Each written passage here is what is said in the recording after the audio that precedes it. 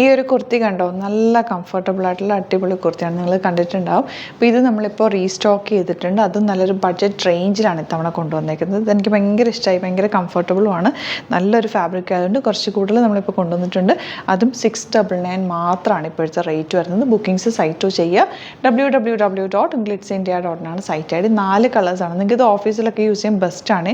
ഈ വർക്കും നല്ല ഭംഗിയാണ്. പിന്നെ സ്ട്രെയിറ്റ് പാൻറ്റിൻ്റെ കൂടെ ഇടാനായിട്ട് വൈറ്റ് ബോട്ടത്തിൻ്റെ കൂടെയൊക്കെ ഇടാനും നല്ല സ്റ്റൈലിഷ് ലുക്കാണ്.